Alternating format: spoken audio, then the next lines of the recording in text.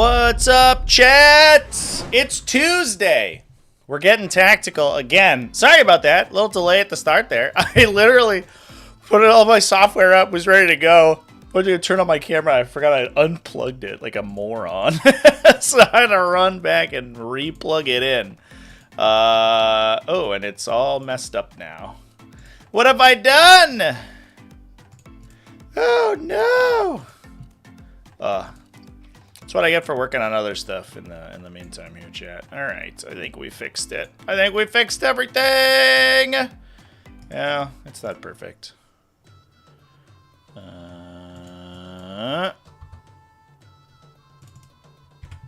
Sorry, I'm gonna look funny for a second if I don't do this real quick. All right. Okay, everybody. What's up, everybody? How's it going? Hope everyone had a good weekend. We did a lot of gaming over the weekend and played a bunch of 40k games over on the Twitch channel, so that was pretty fun. Got a little talk about team tournaments. This weekend was insane for team tournaments, by the way. We had the one of the biggest team tournaments in the U.S. My camera just turned off. I love this. What the fuck? This is a new camera, by the way, folks. There it goes. This is a new camera, by the way, so I'm working out the kinks. I think I need different cables for it. I don't think I'm using the right cable, which I did not know when I bought it, so here we go. All right. What a mess today. Oh, my God. So, yeah, huge numbers of team tournaments all over the place, kind of the world over. But we also have one of the largest team events in the U.S. anyway. Went down this week. What the heck is going on with my setup today, chat? It's like all messed up. I talked about the Champions Cup yesterday, and in my video yesterday, it was won by the Stat Check team, which was like literally one of the most talented collections of 40k players that we've ever seen in one place at one time. Holy shit. Like, you put all those people, and it fucking froze again. I don't know what to do about this, chat. I think we might just have to deal with it. Okay. Well, I'll try to keep on it. There's a little bit of a problem. I might have to return this camera. Theoretically, it'll be okay. But like, you put those people in Atlanta and Georgia, and Atlanta, Georgia, and literally all of them are in contention to win Worlds. So that was insane. That was an insane collection of incredibly talented people. So congratulations to the StatCheck team, because that was sick. But there were also a ton of other team events that week. But the interesting thing that they did is that it took a lot of these top ranked, like, super high level players who are always in danger of 5-0 GTs, and basically took them out of the running for a week, which meant that the rest of the metagame got to kind of like play in the sprinkler a little bit. We saw some recognizable names have gone undefeated at events this week, but a lot of them are brand new people. We got a couple people. Lyle Dixon from Death or Glory, Folger Piles over here at the Michigan GT, Gord Wepler playing Gene Stealer Cults, but a lot of these people are relatively unknown, and that is sick. So we had an absolutely insane week of results for undefeated lists for 40k this week, which was super duper cool to see. yeah, we're super professional today for sure. Oh my God, I don't know what it is, chat. I don't know what's up. Yeah, I think I just need to buy more equipment. That's always, every time I get, like, depressed or I get down, I just buy expensive cameras on Amazon, you know? It's retail therapy at its best, and camera equipment. Please support me on Patreon. I'm going broke because of all the cameras I own. I actually, unironically, like, should upgrade my computer because I have more camera equipment than I can actually connect to my PC in order to stream. So, buying more plastic crack also works, but the problem with that is that I have to assemble it, and ain't nobody got time for that. So, we're playing Space Marine 2, which is what I was working on beforehand, actually. We'll have a little Space Marine 2 content later this afternoon over on the Tactical Tyrannosaurus channel. ! Tyrannosaurus. give it a subscribe, please. I hope I have that. Yeah, there you go. Give it a subscribe because we're trying to get to 2,000 subscribers. I haven't checked what the number is right now, but that's when we get monetized. And then the 100,000 views on my Space Marine 1 video, I can maybe make money off of, please. That video took me 2 weeks to make, and I didn't get anything. All right, but let's talk about some freaking lists, chat. I'm kind of psyched about these Genestealer cults. So first of all, Gord Wepler 5-0 at the Wasted Potential GT. A relatively large GT, but only 5 rounds. So he had 2 undefeated there. Also, Leagues of Votann, the other undefeated. Kind of sweet. We're seeing these little, like these woodwork factions coming out of off the sidelines. Also, Michigan GT. Fucking goddamn it. This sucks so hard, chat. I'm sorry. I might literally just go get a different camera. This is annoying. It's every 4 minutes or so. Oh god. All right, I think I might literally just plug in another camera, chat. Give me a sec here. I'm gonna put you back to the little pre-stream loop here for a second. While I do that because this is not working. I apologize. One moment.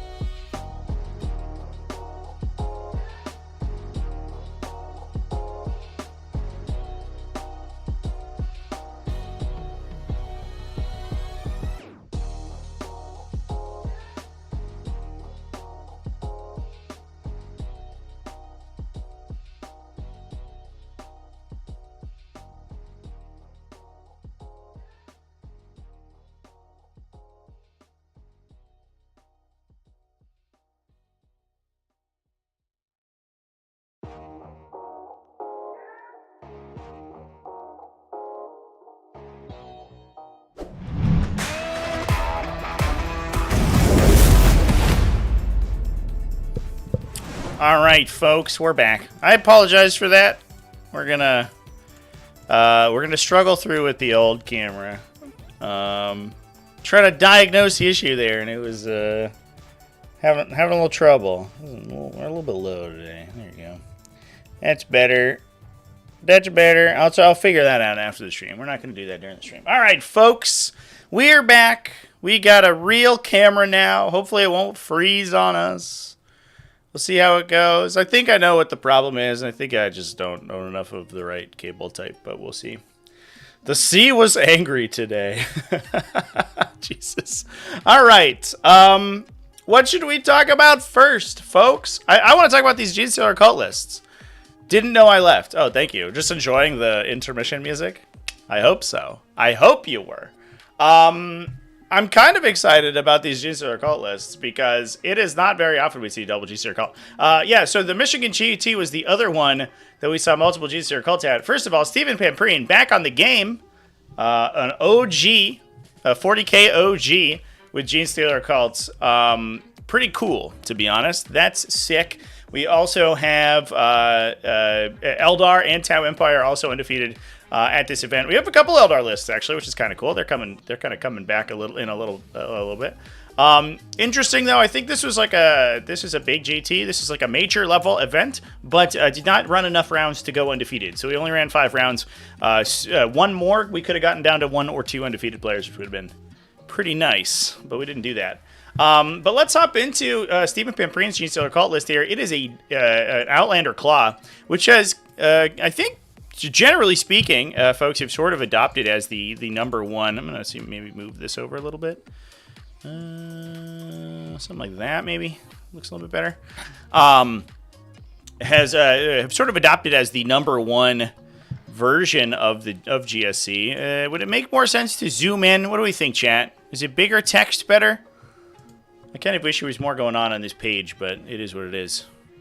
We could do something like this. I don't know why my crop messed up, but that's what I get for recording stuff on the side. Rocking a Kilomorph, a Locust. That's pretty cool. I think he's is he a fights first guy? People have spoken highly of the Locust, but I'll level with you, chat. I don't know what he does. There are too many small characters inside Gene Stealer cults that I cannot keep track of them all. Sanctus, I know that guy. Yeah, he does give you a fight first. Okay, fair enough. That's pretty good. We have an Auto Pistol squad. 1, 2, 3, 4, 5, 6, 7 Flamber squads. A Metamorph squad, so that is most likely where the Locust is going into. So we have a pretty good fight first heroic intervention threat, plus a unit of Pierce Range Gene Stealers. I wonder if we have any Goliath trucks to get those guys up the table. We sure do. We do. So we could be placing the Locusts into a spicy position. The other thing you can do with them, because all this stuff deep strikes, is that you can set yourself up in a position where your opponent has a really good charge on you, and then you can, if you have 2 CP floating, you can rapid ingress into a heroic intervention on the Metamorphs. So you can put them in a position. I mean, the Gene Stealer cult, and especially Outlander Claw, is basically just all about messing with your opponent's turn. Like that's what Kellermorphs are for. That's what a lot of these little guys are for. And not to mention the fact that you are heavily using transport mechanics. A little bit tougher to do with a unit that we're trying to intervene with, because if they are dumped out of their transport, they are battle shocked that round, so they can't intervene. But you can certainly ingress them behind the transports. Those transports are fairly big, so it's actually kind of difficult for your opponent to screen them out of a position that's very useful. And then you can jump them behind your big vehicles and put them in a position where you can counterpunch, which could potentially be what we're angling to do here. We've also got 2 units of Battle and Jackals. Oh, it is 5 Achilles Ridge Runners, yeah. This is a pretty classic Achilles Ridge Runner loadout, so it's 2 units with spotters and heavy mining lasers. Spot 'em gives a ballistic skill 3. The mining lasers gives the army an immense amount of heavy anti-tank shooting. Just a ton of las cannon profiles. Those are D3 blast shot las cannons hitting on 3s, which is pretty good. And then the one guy with a heavy mortar in order to give you a outlet for crossfire, so you can give the +1 AP to one of those units or to whatever. And then the Acolyte hybrids actually kind of go insane with that +1 AP because their hand flamers already ignore cover, and if you're touching an objective, they get full wound rerolls against you. So basically, we're using potentially the truck, but also the rock grinders can each embark one of those units of acolyte hybrids. We're using them to get a bunch of units up the table. You also have a bunch of deep strikes available too. If your opponent ever comes in to contest objectives, which they need to overcommit to because all of these vehicles are double OC. The Ridge Runners actually go to OC like 6, I think. I think they're base 3 and then they get +3. Is that right? Or are they base 2 and they go to 4? They might go to 4. No, they're base 3 and it doubles the detachment ability doubles their OC. So they go to OC 6. So you have to wildly overcommit to take objectives from this stuff. And then if you do, you get counterpunched by stuff like the Metamorphs and a bunch of Acolyte hybrids with +1 AP jumping out. We even have a unit of 10 to hop out there too. And that's, I guess, another place with the Locust could potentially jump into as well. These lists are cool, man. And I think I've definitely kind of been turned around on the Acolyte hybrids. It's interesting we're not running any demolition charges today. We're just like literally all hand flamers, which probably seems like the call, to be honest. But you also get the heavy melee weapons on the auto pistol hybrids are interesting too. Yeah, this list is seems like sort of a nightmare to deal with. Transport mechanics are already super duper strong in 9th edition, and we're basically just transporting pretty high efficiency units. The downside is that they're very easy to kill. Hopefully you'll get respawns out of Cult Ambush, but that's obviously not guaranteed. And but being able to use like high OC, really obnoxious units, plus this massive OC on these vehicles and mounted units, because we do have 10 Adolin Jackals in the list, with objective secured thanks to the detachment ability, makes it super tough to deal with.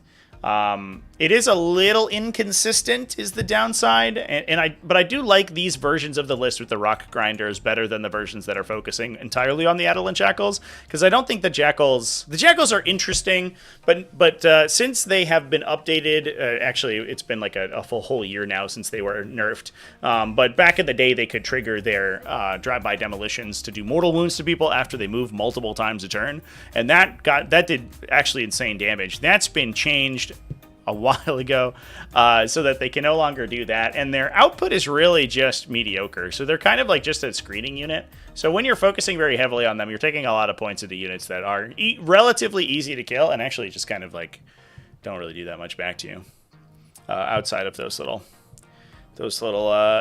mortal wounds.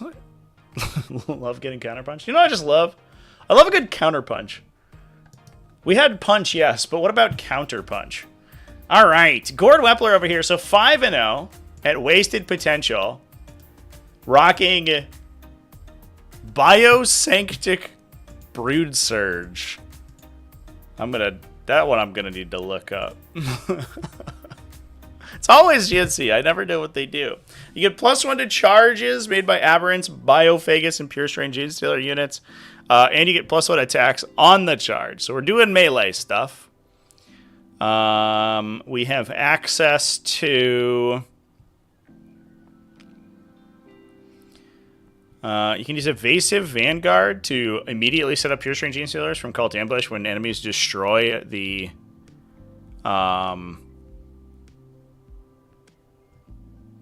Cult Ambush objective markers. It's kind of cool. I guess we can all read the stratagems. Thanks, Wahapedia. You're the best.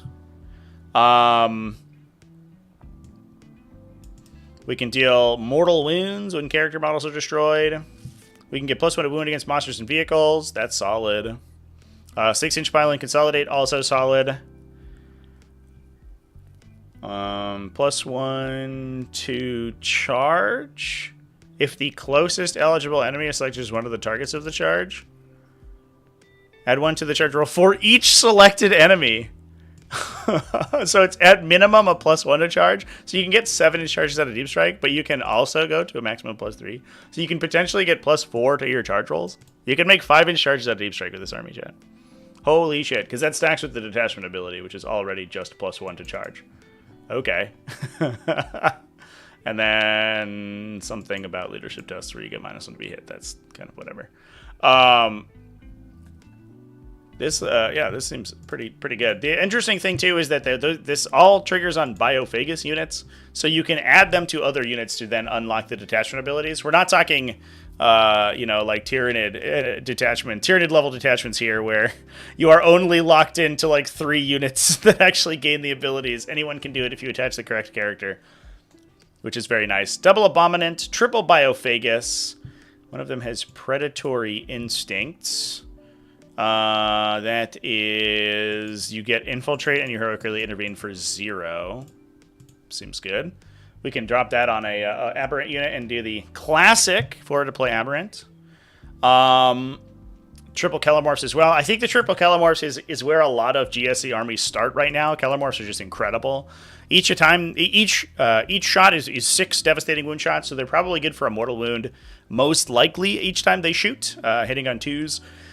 And they can also sort of inflict standard damage as well because their strength is relatively high. And then they also get reactive shots on the opponent's turn 2, and they get to move after each time they do that. So they're constantly moving in the way of things. You're constantly like moving OC around. You're jumping out of range to be charged.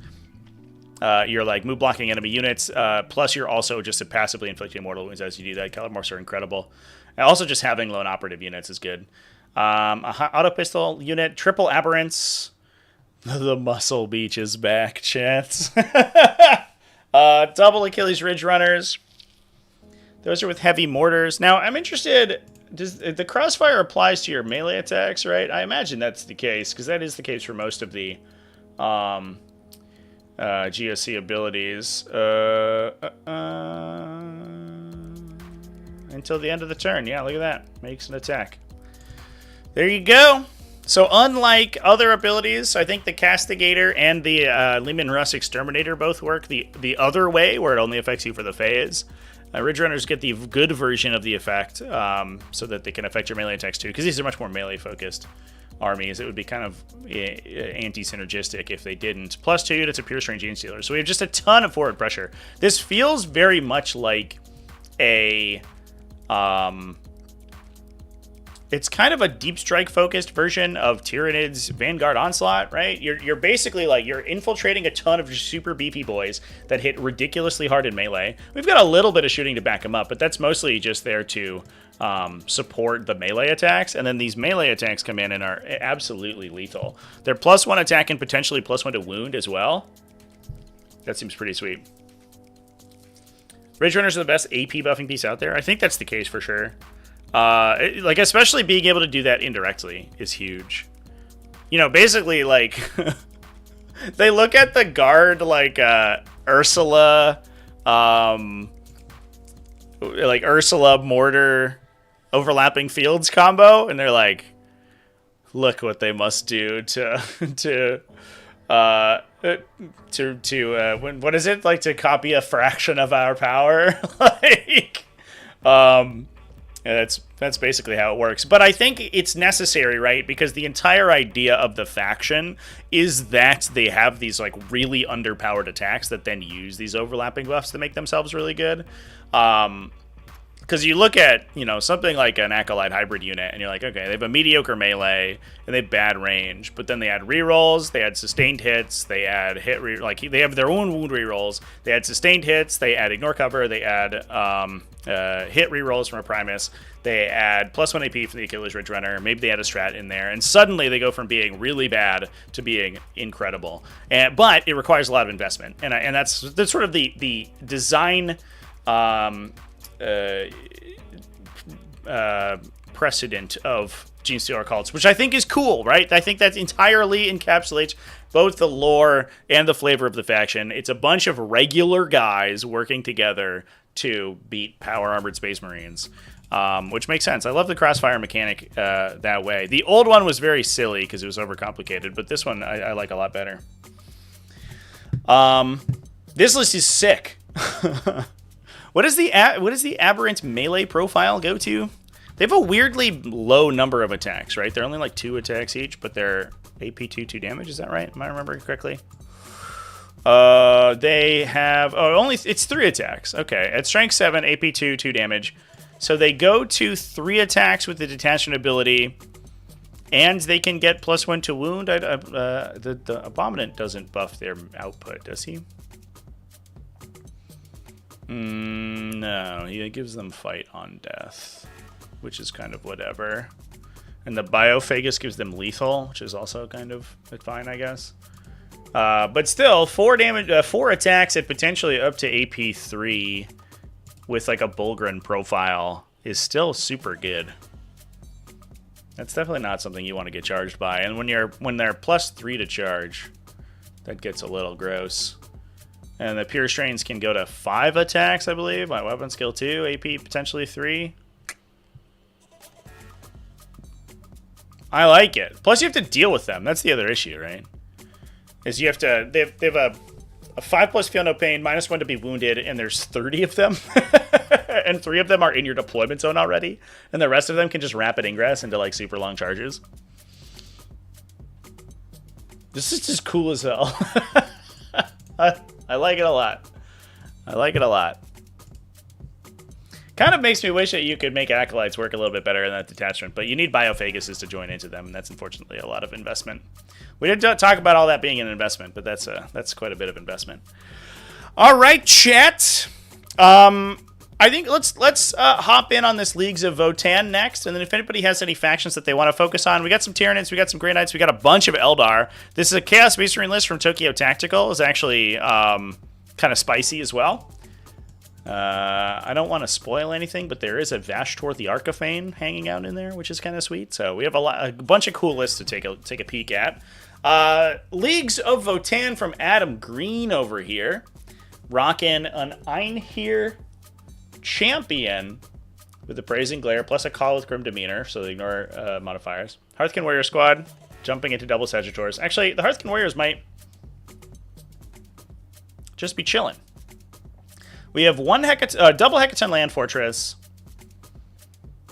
15 Hurricane Pioneers, 10 Hurricane Yeargear. It's funny how consistent that's becoming in Votann lists. I praise the Votann Index for being very kind of open-ended in the past. A lot of times you could get a lot of work out of Leagues of Votann just using...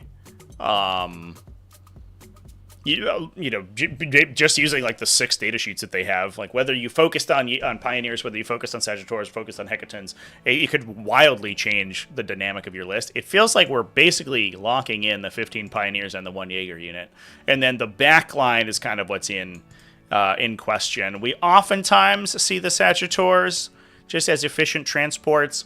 Usually taking Chthonian Berserks in, but looks like this one's focusing a little bit more on the heavy armor. I think it is likely that we are embarking the Berserks into the Hecaton Land Fortress, and then we're splitting the Hearthkin Warriors between the Sagittars to give us some level of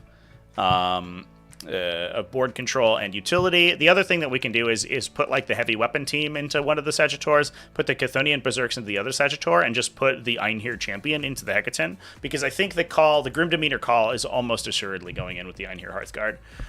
The ignore modifiers call unit with like a trillion grenade launcher shots is disgusting. If you haven't seen this unit in action, by the way, it is expensive, right? It's 400 points, but we're basically, it's the Votann equivalent of the Fire Discipline combo. If you stack 2 Judgment tokens on almost anyone, it basically kills anything in the game.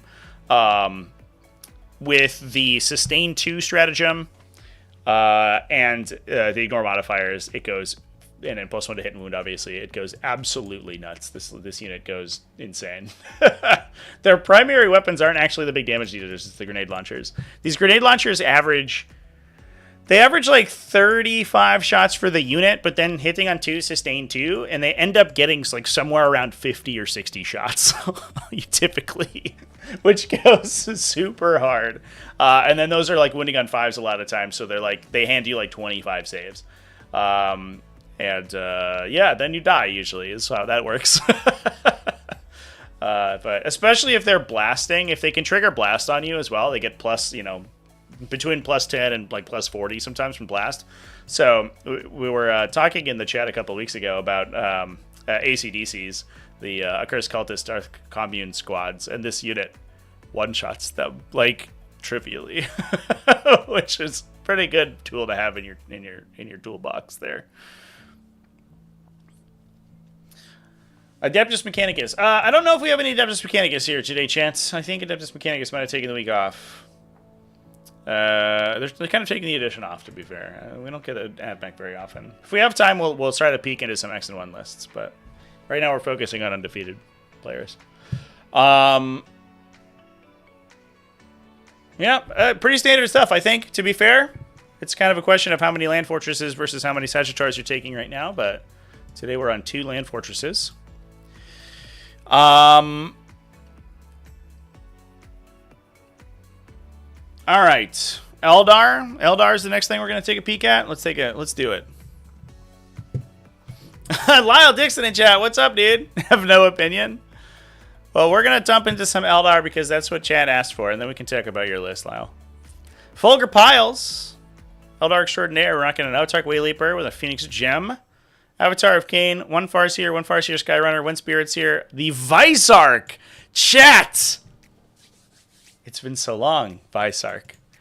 The Vicearch's profile is cool. So he can choose... Let's take a peek at his data sheet here. He chooses a fighting stance every time he fights. He's basically like a Death Jester, but in melee. So he comes in with 5 attacks, strength 5, AP 4. Jesus, that's an 8th edition profile if I've ever seen one. He's base precision, but then he can choose sustained hits 2, devastating wounds, lethal hits. He also gives you fight first as well, which is kind of a nice bonus. It's usually either, I imagine, between the sustained hits and the devastating wounds, but yeah, especially if you have Fate Dice and the Farseer like to burn, he goes fucking hard in melee. He can also double attach with Yvraine, and Yvraine basically has the same weapon profile. She's only AP 3, but otherwise, and I guess strength 4. So she's -1 AP, -1 strength, and she doesn't have the special ability, but otherwise she's essentially the same. So you're coming out with a unit that has 10 high AP 2 damage attacks with fights first. Which, and then obviously like the Battle Host reroll and the Fate Dice to potentially plug in there. And normally that's not a unit that you want to tangle with. The question is who we're jumping them into. I imagine it's a Harlequin troop. It's just a big fucking Harlequin troop. The full 12 Harlequin troopers. We don't have a transport for them. Sometimes you see down to 6 Harlequin or 5 Harlequin troops. So you can put Yvraine with them in a Falcon to give them wound rerolls. But we're not doing that today. We're just putting the big unit on the table. With the Vicearch, they're a ridiculously strong heroic intervention threat. But we don't necessarily need that if we're not going to be using it. And then the Yvraine herself makes them relatively tough to kill because she gives them feel no pain and can regenerate them. So they're not the easiest thing to remove because they do have decent invulnerable saves as well. Plus there's just a lot of wounds and 2 characters assigned in there. So getting rid of the entire team is like a little tough in one shot. They will still die. I don't want to say that they're super hard to kill, but they don't like immediately vaporize. We have a Guardian Defender unit. We could potentially jump the Farseer into there, but there also might just be in there to generate Fate Dice, which is, I think, a pretty smart inclusion.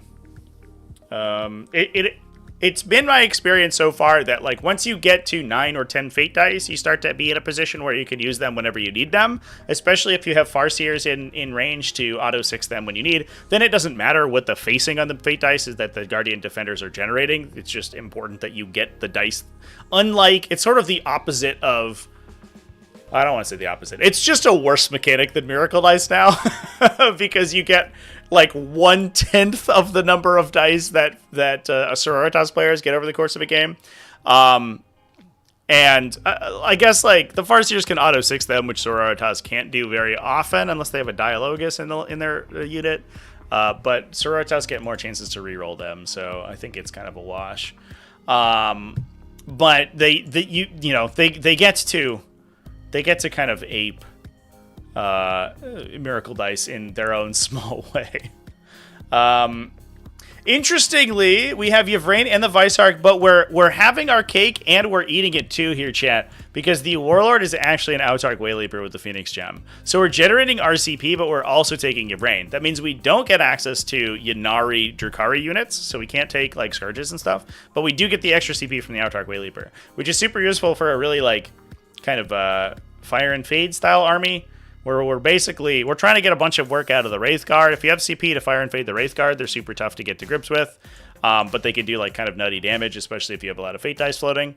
And we have a bunch of utility: Striking Scorpions, Swooping Hawks, Warp Spiders. So we have a little bit of anti-infiltrate technology. Plus, we have a lot of units that can move quickly or uppy downy, like the Swooping Hawks can, in order to score in the late game. Kind of a classic list, very technical. I like the double brick. I like the Avatar plus the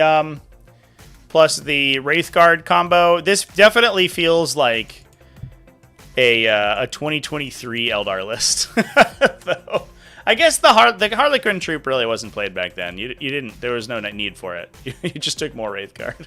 But it's cool that anything that tries to commit into the Wraith Guard, they're going to be protected, right? So they're -1 to be wounded.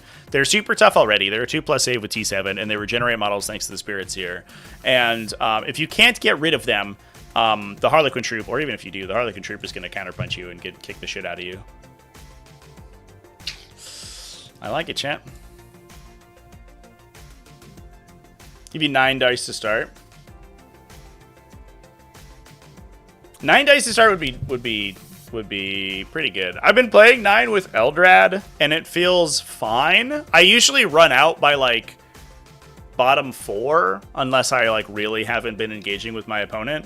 But that's not usually like the end of the world. If you started with 9, it definitely felt like because they double nerfed it, right? Because they went down to 6 and they prevented you from using multiple on the same phase. Which felt like maybe it went too far. But like, it doesn't feel bad. I don't know. It's not like Eldar are like a trash faction that sucks. It would be nice to get 1 or 2 more. Maybe 8. Can we? What if we compromise it like 7? What if we say it's a weird number? The 1 dice per phase of noise. Yeah, I mean, like, you get it though, right? It should be 1 dice per unit per phase. It should be, if they're doing it with sisters, it should be basically the same mechanic, right? It's weird that sisters get 1 per unit, but Eldar get this like extra restriction, even though Eldar have less dice and less like control over their dice. Like, it's like because of Farseers probably. But the use of multiple fate dice in a single activation was like super degenerate, and I don't want to see that return. Having your opponent count out the fate dice that they need to use to kill you is probably not something that we need, right? They're like, I'm going to shoot you with this thing with devastating wounds. If I use this sequence of 6s here, you die. And you're like, oh, cool. We've just taken dice out of this dice game. It's just not used anymore. It's not that every once in a while you get a good dice roll, like, automatically. It's that you literally did not have to pick up any dice to kill my unit. And I don't like that. I also don't like when you could, like, hyper tank something, where you would just be like, auto pass a save, reroll, auto pass, pass this one naturally, and I take no damage. And you're like, okay, I love that for me.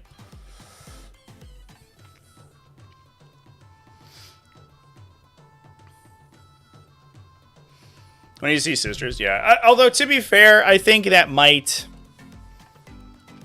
I mean, Eldar... I don't know what Eldar's, like, win rate is. Does StatCheck have updated, like, metadata? This is through Pariah Codex Imperial Agents. Eldar is at 50. So I feel like... I don't know. It doesn't feel like Eldar to me need touching in any way. I think that the issue is sisters, right? I don't think that the issue... Drukhari's still at 57%, bro. In before, this is the worst faction in the game. Drukhari are fucking trash. They have a 60% win rate! Drukhari are nuts, by the way. I don't understand. They're so low player count. That's the problem. Actually, they're higher than Space Wolves. And basically the same as Grey Knights. Half as many as Sisters, though. They have, like, fucking rerolls everywhere and transports. Okay. The best transports in the game. Their utility scoring is crazy. It's crazy good. But yeah, I don't know. I think the problem is the top end of the spectrum. I don't think it's the bottom. You know what I mean? I think that Eldar are fine, but sisters look really super dumb in comparison because they literally are. Like, Smash is stupid. Fix. Please fix. What's the win rate of real space raid? Let's see. Is it broken down by detachment? 64%. But it's only 4 people have played it. But it's 64%. That is not... Well, let's not worry about that. That's too small of a sample size. That's like 2 GTs. Where they went 3 and 2. The Sky Splinter Assault at 57 is the real number, I think.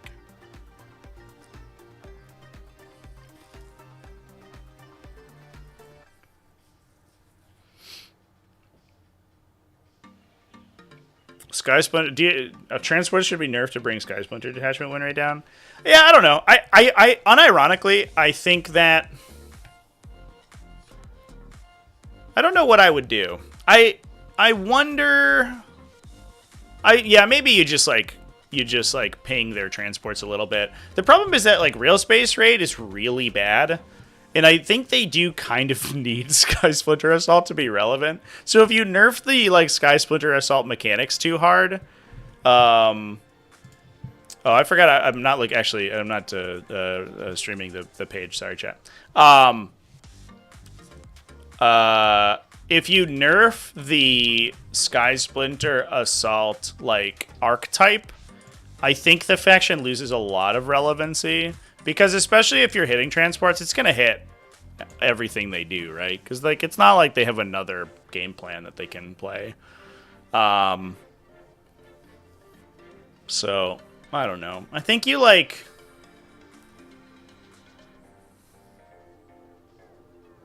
I would love to see... Maybe you nerf transports a little bit, but you buff... real space. It feels like it's supposed to be the pain token, like, focused thing. Focused detachment, but you just, like, its pain token generation is kind of still trash. Maybe its detachment ability should, like, start you with 3 pain tokens, and then it also gives you more if you have, like, the trifecta of characters. I don't know.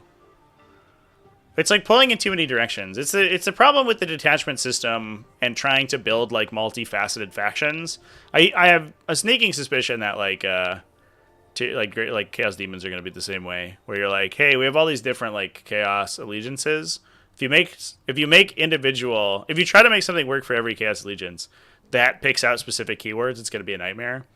But they don't have enough like individual data sheets to work in a separate detachment very well. And I think that might be the problem with Drukhari. So, like, the Demon detachment, I think, did it well, even though Demons kind of suck. But the Royal Space Raid did it poorly. Calling out individual keywords is not the way to do it. Giving a bonus if you use a particularly themed stratagem on that keyword is the way to do it. But the way where you can only use stratagems in specific units is not good. Buff real space, nerf transports. Done. Sold. We fixed 40k, chat. And then do something about this. Space Marines have like finally have like not an insane player count too, by the way. That's because like most of them are on actual Space Marine chapters that are real and not stupid. But this is a disaster. Not only are classic Space Marines one of the least played factions, but they are also one of the lowest win rates. And you know what? Probably fair, because there is literally no reason to play them over the Codex compliance, non-compliant stuff. We gotta fix Dark Angels and we gotta fix Space Wolves for sure. That is neither here nor there, though. There was another Eldar list, by the way. Speaking of Drukhari, we were running Ynnari. That was a huge tangent, but here we are. Yushan Zhu from the South China Open. This was a smaller event. I think this was only about 20 players, which is why we have an X and 1 at the top. So he just basically won it off on tiebreakers. I don't know what the first tiebreaker was. But he was running Yurkari, so he had Yvrain as the Warlord. He also had a Farseer. I think you're kind of like obligated to take the Farseer. Corsair Void Reavers, interestingly. They might have been the attachment for Yvrain, so she can get her attachment ability off. Oh, dude, what? This list is spicy as fuck. Holy shit, I didn't even realize. All right, so I think we're probably jumping Yvrain into the Void Reavers because she can join the Anrache stuff. Anrache? I forget. Triple Dark Reapers, so we're spamming Tempest Launchers. So we have a lot of independent indirect fire, so we can pound down little utility units, which gives the army the ability to compete on secondaries without having to commit really powerful units to kill like utility. So if you have like, here's my 10 Guardsmen, 3 Dark Reaper units are just going to vaporize those dudes and then like call it a day, and the rest of the army is not going to move. We then have a Hornet. Okay. Rangers, Striking Scorpions, Swooping Hawks, a bunch of utility, Warp Spiders. Triple Wraithlord, dude. Let's go. Incredible. Triple Wraithlord, a double Bright Lances, Flamers, and Ghost Glaives, the normal loadout. I think we were talking about it on stream the other day, but I think our next meme build may be a Yanden Wraithlord Eldar, where we hamstring ourselves by playing 6 Wraithlords. Because you could take Wraithseers, which are just worse and more expensive Wraithlords, but we can do it, so we must. The Wraithlord profile is pretty interesting, by the way. The downside is that they're kind of cool. I think they might be good. They hit on 4s, which sucks, but their attack volume is really low. So the Battle Host reroll and Fate dice is huge on those guys because they get like enormous amounts of kind of efficiency out of it, right? Like shooting 2 Bright Lances, theoretically, you hit 1, miss 1, and then you have a pretty solid chance of hitting on the second one with the hit reroll. So they're low volume, but their consistency is actually kind of high. It's basically 3 attacks hitting on 4s rather than 2, which means you average 1.5 hits every time you shoot with them,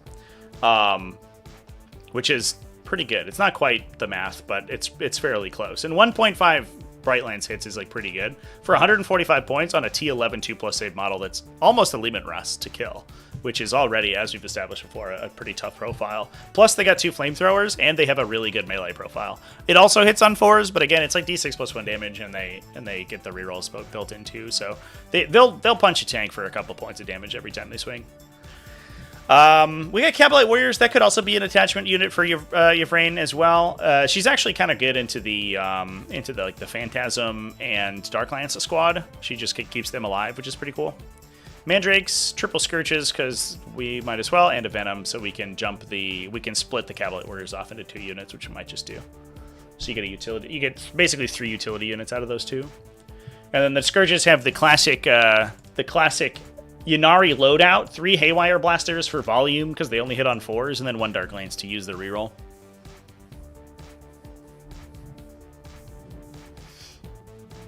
Calgar's carrying a 24% win rate to a 34% by himself. He literally might be. It's those fists. They're so good at carrying the whole faction because they're so big and strong.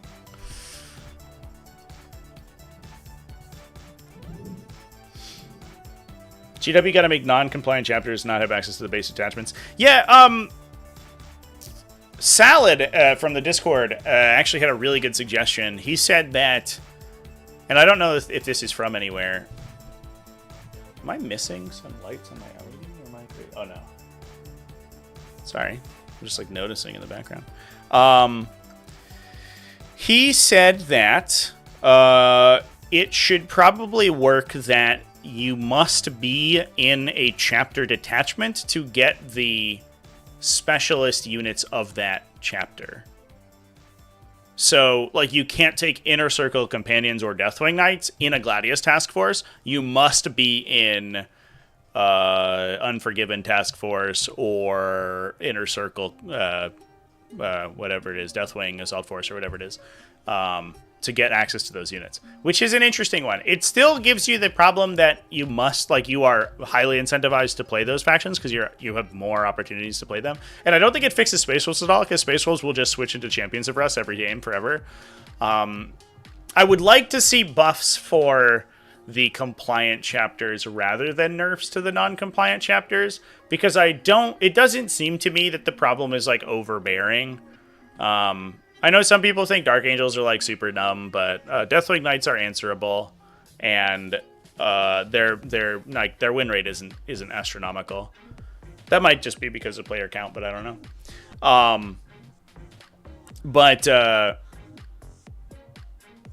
I also think maybe we nerf Jump Pack Assault Intercessors.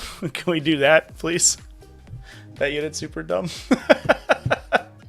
That would hit every chapter. But I definitely buff Dark Angels more than anyone else, I think.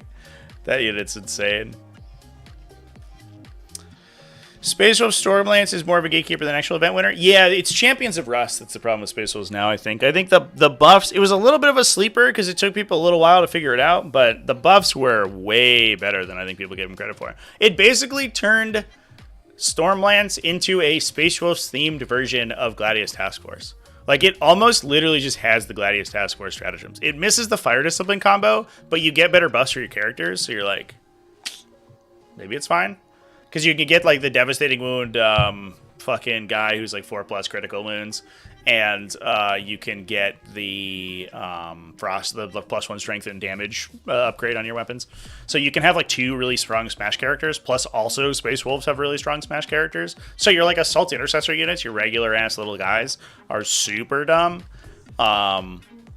And then you also get, like, Advance and Shoot, Advance and Charge. You know, I guess you don't get Fight on Death. It's, like, the one thing you don't get. You get a +1 to hit, or +1 to win, and +1 to OP, +1 AP.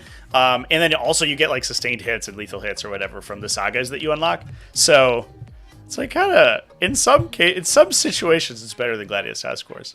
It's like a melee-themed version of Gladius Task Force. And Gladius Task Force being just hands down the best attachment in the game. Don't at me. Gladius Task Force post Eldar nerfs, I think, is just like just so strong. Yeah, that's what I would say about that.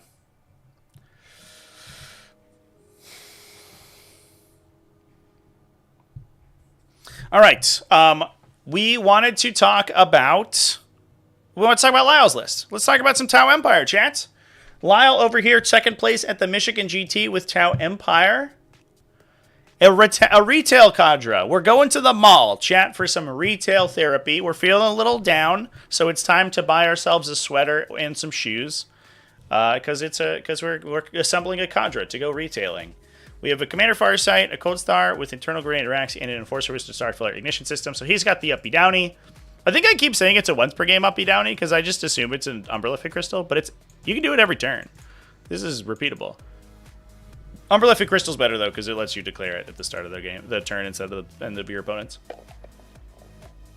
Cold Star Commander with internal grenade rack, so we get the bombing run.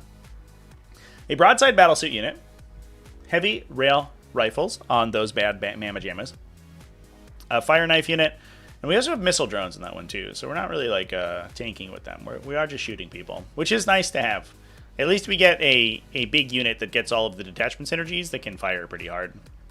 A Fire Knife Battlesuit team with missile pods. A Starsight team with flamers. And then another one with flamers. So we don't have the... we oftentimes see the burst cannon unit to get 2 sustained hits. But I think that the only benefit that has over the flamers is the... once you've used the stratagem, is the additional strength on burst cannons versus flamers. And if you are attaching like a high output Cold Star to them, it also helps. But it also then requires the stratagem, whereas just like rocking a trillion flamethrowers on a unit is just like way more efficient. And for 110 points, you're getting... Is it 8 flamers? It's 2 flamers per guy, right? So 6 flamers. Plus gun drones, so you're shooting at least like 18 shots. So they're just really good at killing utility units, and for 110, that's like a solid investment. Plus a double Soulforged teams. Holy shit! Okay, so it's Fire Knife, double Star Scythe, double Soulforged. So we're rocking 15 battle suits plus the broadsides. Sick, sick. How would I nerf Bulgrin?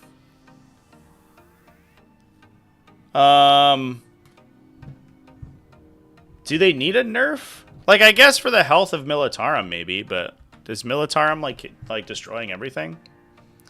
I think it's maybe okay that Militarum have a good melee unit. I don't know. You could cut their Feel No Pain. Like, right, I guess, like, in the immediate future, I don't think we're going to see any mechanical changes to any of these factions, right? We're just going to see points nerfs. Probably this week or next week is the hope. So, crossing my fingers ardently for a fucking data slate this week, because the game is a mess right now. But, like, I think you cut 1/2 of their survivability, right? Because they're just, like, too hard to kill. They answer, like, too many options. Like, too many different attack profiles. Like, an invuln save, damage reduction, and Feel No Pain all on top of each other is, like, a lot. It's a lot. Especially because they can also theoretically buff their armor save pretty well, too. Because you can, like, have cover and then take cover with Lord Solar. So you can actually... You have, like, kind of a 2+ save, but not really. You basically have, like, cover twice with take cover. It brings you to a 3-up that can't be improved, but you also have cover for a 3-up that can't be improved. So you're like a 3-up with Armor of Contempt, basically. And, like, that's, like, probably too difficult to kill for their points. If you could just commit a big punchy unit and kill them, that would be one thing, but they're just, like, too awkward. So I would maybe just remove the Feel No Pain, honestly. It makes 3 damage weapons actually really good, I guess, yeah, it makes like 1 damage much better at killing them. The weird part is, like, like 2 damage and 3 damage don't really change against them at all. So it makes, like, 4 damage better, which I guess doesn't really matter. But it makes the 1 damage, like, high output stuff better against them, which is really theoretically what you need to answer them anyway. And it's weird that they have, like, a defensive profile against it. Anytime we see damage reduction stacked with the Feel No Pain, it's always good. I don't know if there have been any instances, like, in the history of 40k where that's not been a good combination. Like, it was good in like 8th and 9th edition because Space Marines did it all the time. It's good in 10th too because, like, Bulgrin are good and Bjorn is good. Yeah, I don't know. Going back to this list though, we have double crew carnivores, so we can open a lot of board space for the suits to jump in on you with the carnivores. Plus double crew tox riders, a Pathfinder team, 2 Riptide battle suits, triple stealth battle suits for utility, and for spotting. So we have a lot of spotters sitting in the back.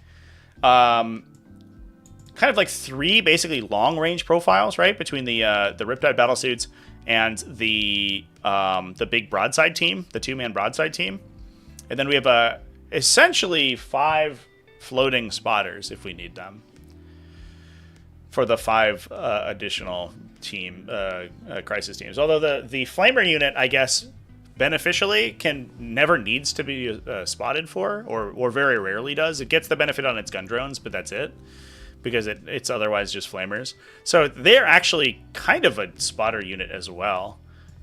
Do you put marker drones on them? It might actually be okay. I think it's always shield drones, right? Oh, there is a marker drone! Oh no, that's the Soulforged team, sorry. It would be on the Star Scythe, yeah. Yeah, there is a marker drone, so they act as a really good spotter too. That's a cool use case. No, I love that. That's actually sick. So we got 2 guys who are kind of tanky because of the shield drone wound. And then we got a little marker guy. So if he's the only one left, we can just spot for the Riptides if you've killed all your stealth battle suits. And that actually lets you play a little bit more aggressively with your spotters. The weird tension of stealth battle suits is that, like, oh, I could use them to score the secondary, but also they're the best spotter in the army. So if I lose them, it will be sad. But if you have a bunch of marker lights just chilling everywhere to give your, like, Sunforges and stuff ignore cover, then it's actually kind of sick.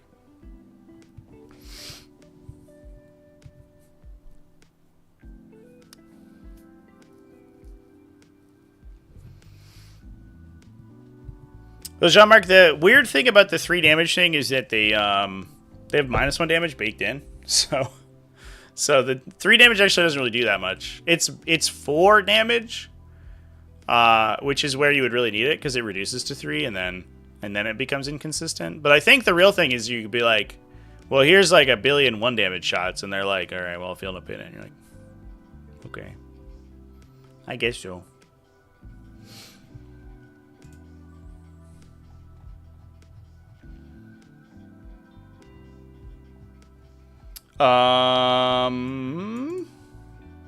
Good stuff.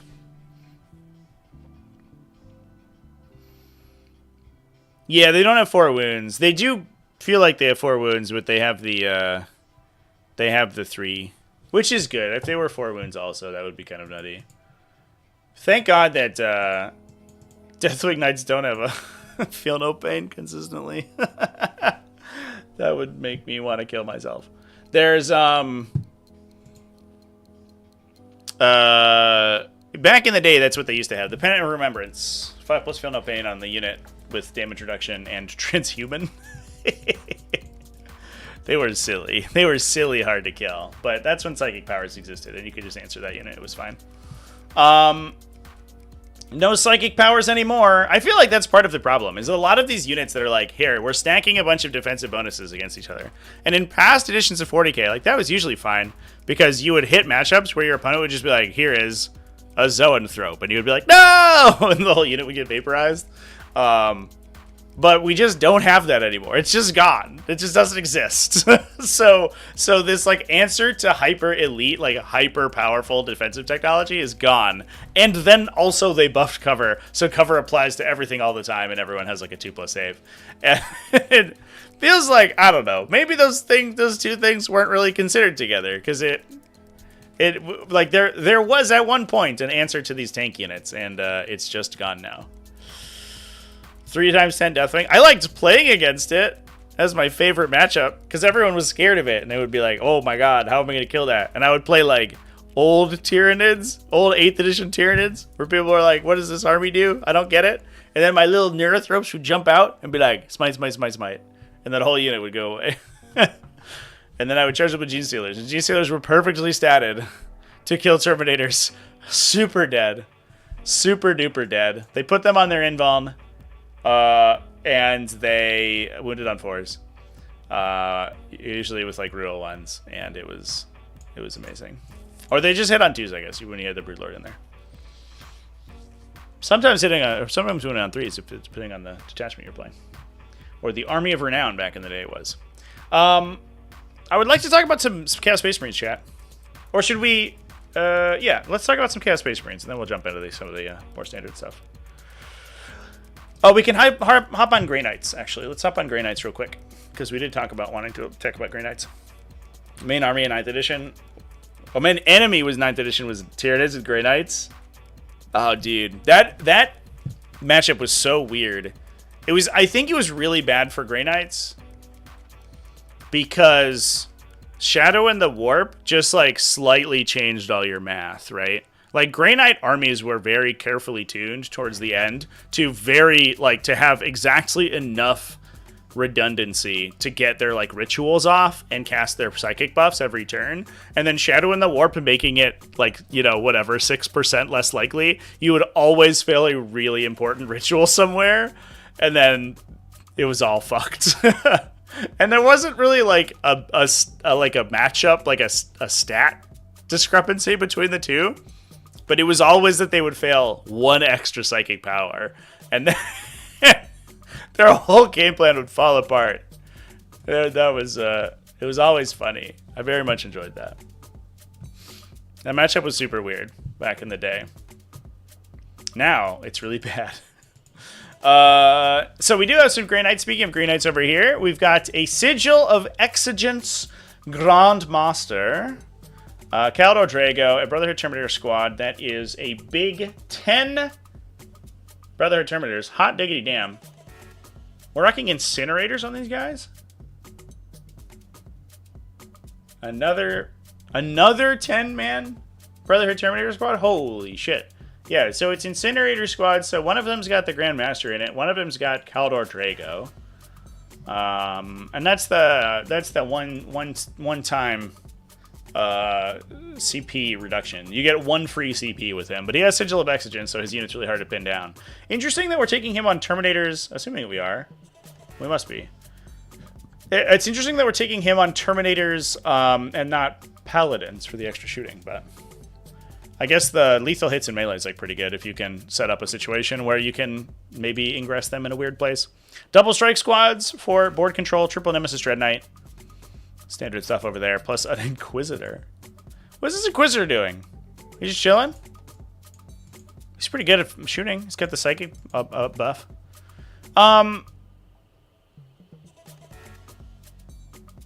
Can he deep strike in the Terminator squad? Have I ever asked that question? I believe that he can, right? Did we determine that he could? He has like a special rider.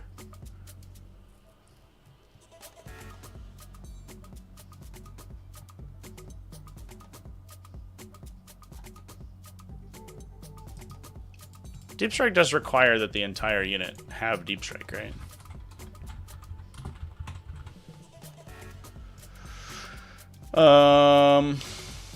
If every model in the unit has the ability. So I think that...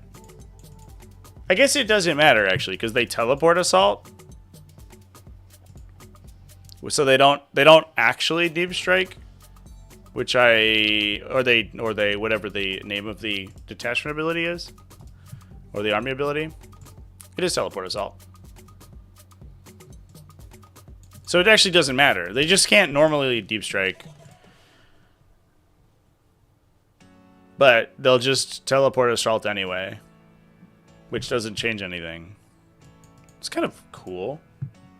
Would you do it? Probably not. I think he's just a guy. Because you're not attaching him to strike squads because they lose scout. So I think he's just chilling. I think he's just a guy with a cool little torrent psychic attack and he screens their backline.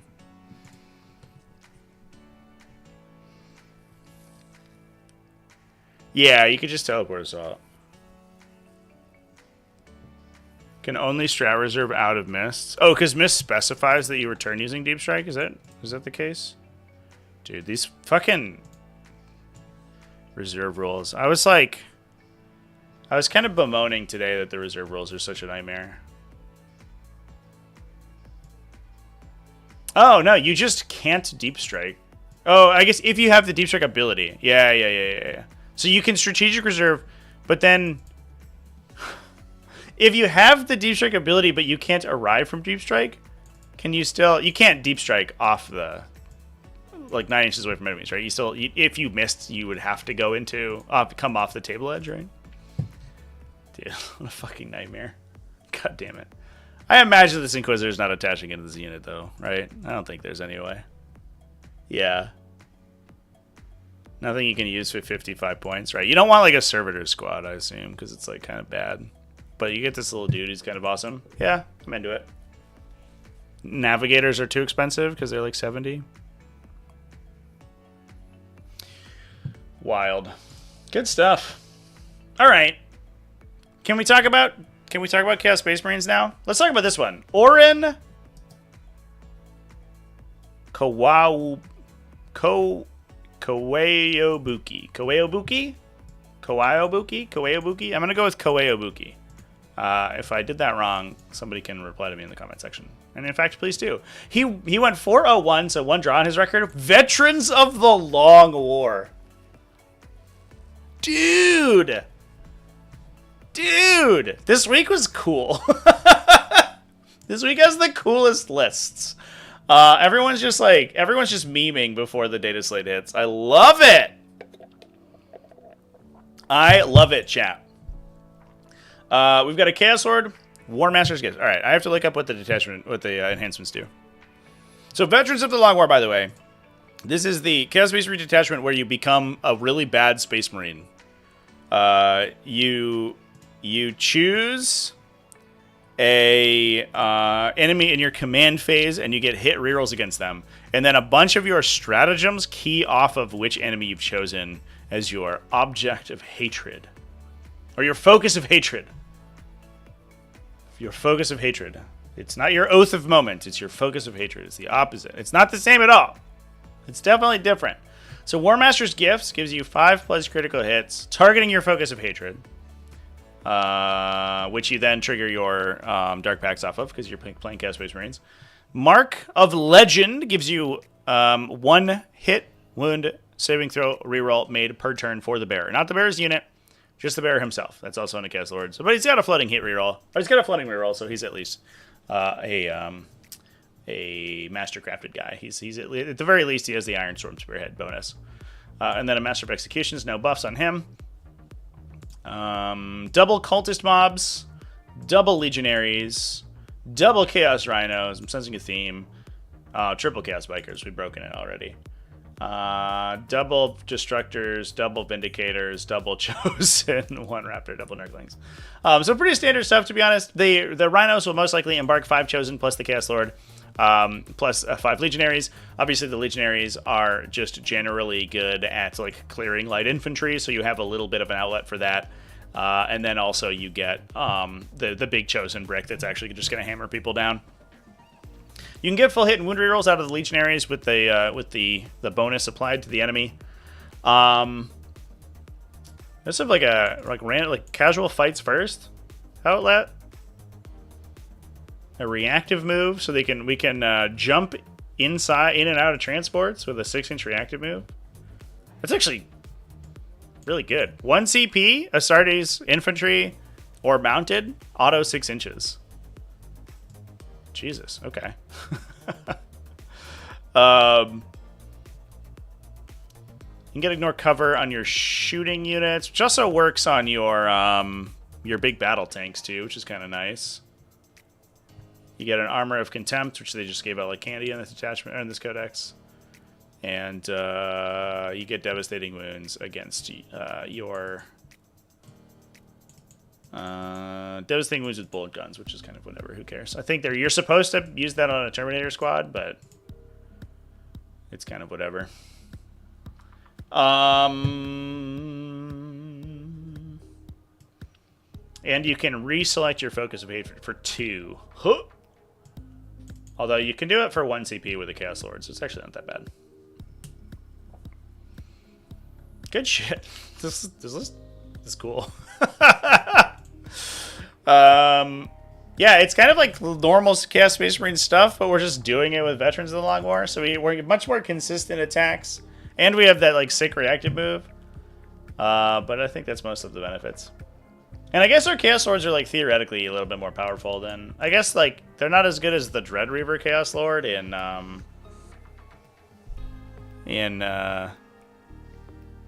Renegade Raiders, because he's like +1 AP most of the time and full rerolls, whereas this guy just like +1 reroll sometimes. But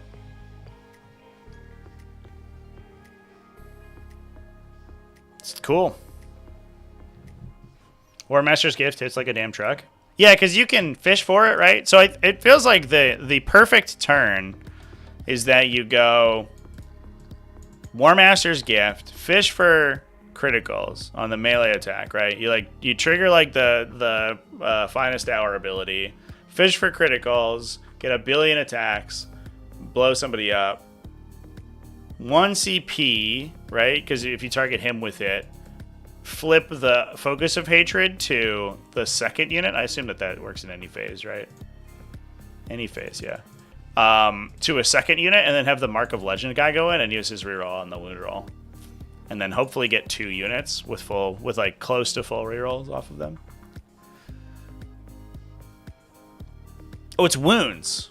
Oh, shit. Did I misspeak there, chat?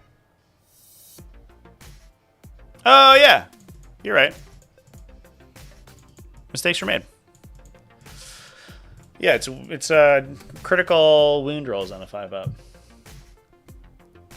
Is that better? I mean, it's a lot of devastating wounds.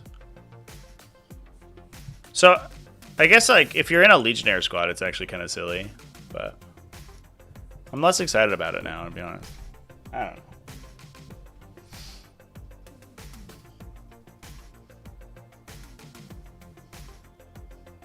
Yeah, no AC/DC either.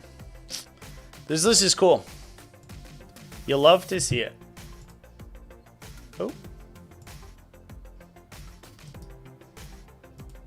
Can we go back? I've lost my place.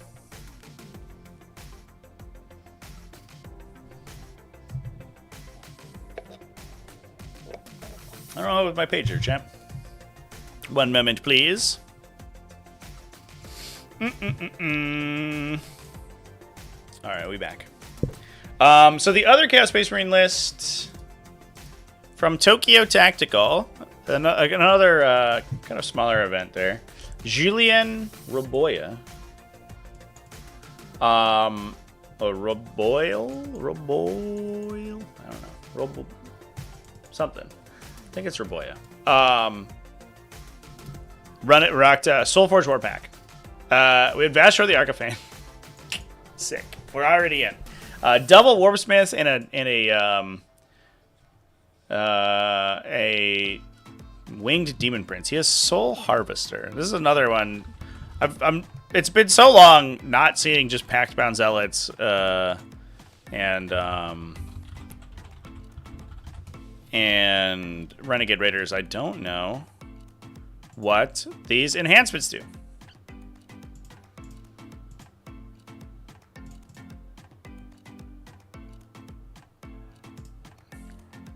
Although I think Soulforged Warpack is probably my favorite of the detachments in this codex. I think if were I to play Chaos Space Marines, which I'm sure I will at some point, this is probably my favorite one.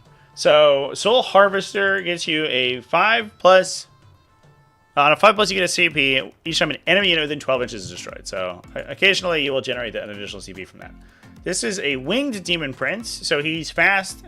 He comes from the sky, and he's got his cool like tank shock ability when he charges you. It's almost literally tank shock, but it triggers on a 4, and it triggers off remaining wounds, not wounds characteristic. So it's like a side grade of a tank shock, but you get it for free every time he charges, which is like super good. It's usually good for like 4 mortals, which is just a lot of extra damage. We've got Forge's Blessing, and he's Mark of Nurgle, so he's, I think, additional toughness, which is a little interesting. Usually you see Mark of Khorne on him, so he goes to strength 10.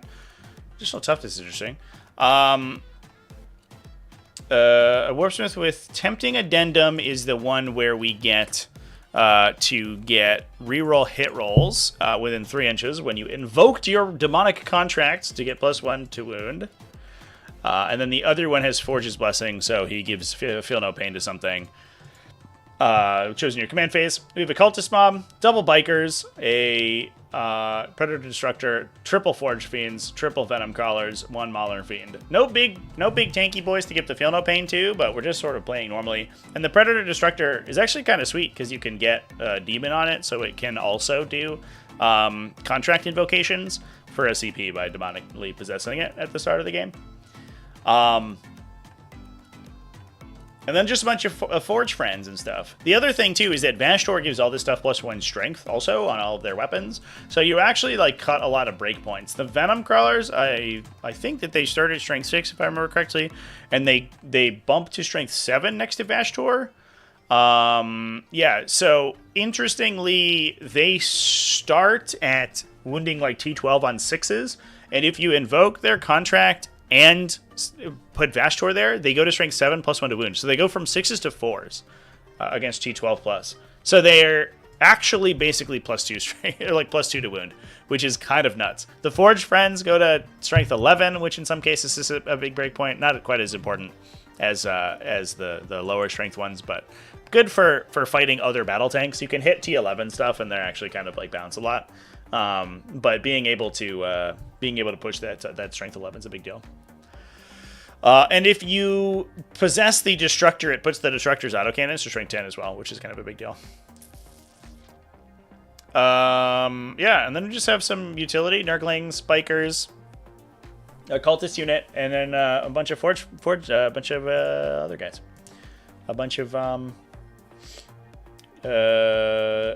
Warpsmiths.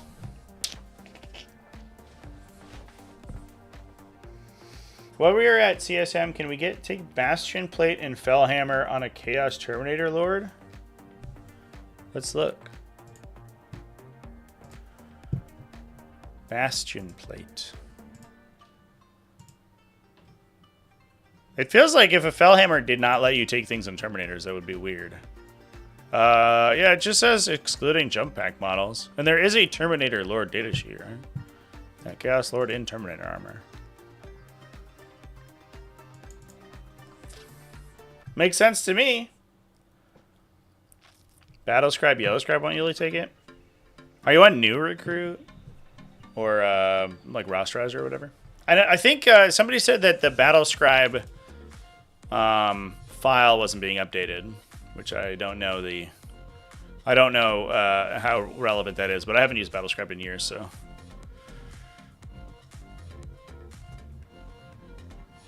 Oh, he doesn't have the Chaos Lord keyword? Oh my god. That might be it, chat.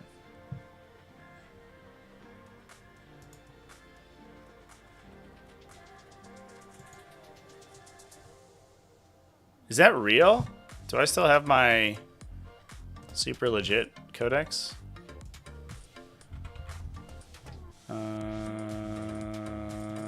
do. Can we verify? Sometimes there are typos in Wahapedia.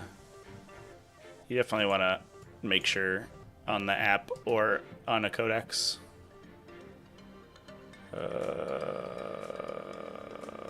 Chaos Lords should be towards the top here.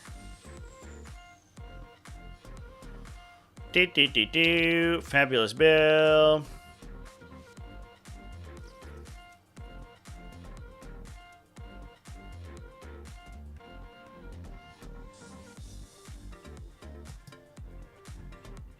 He doesn't.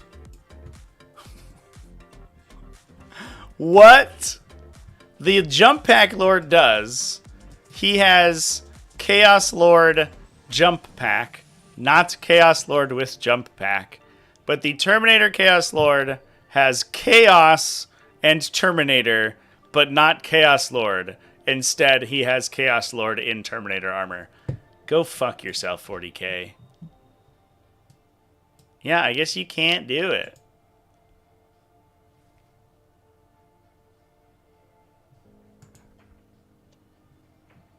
Is that can't be.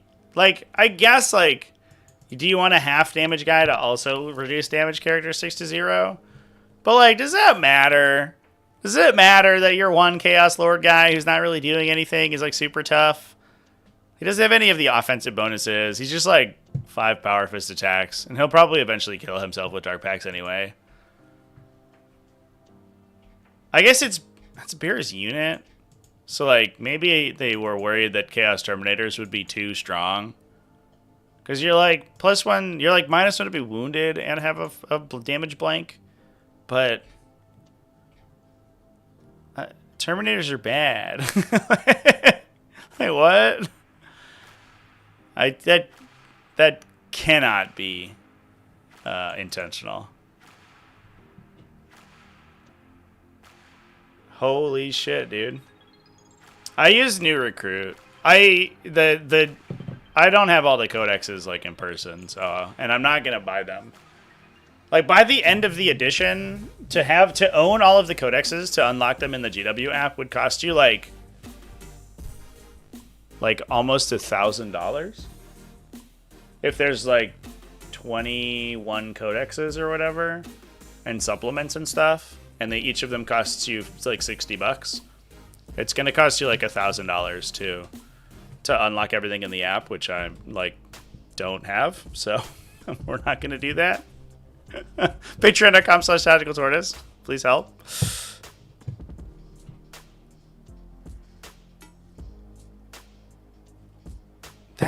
That's so nutty. God, that is really frustrating.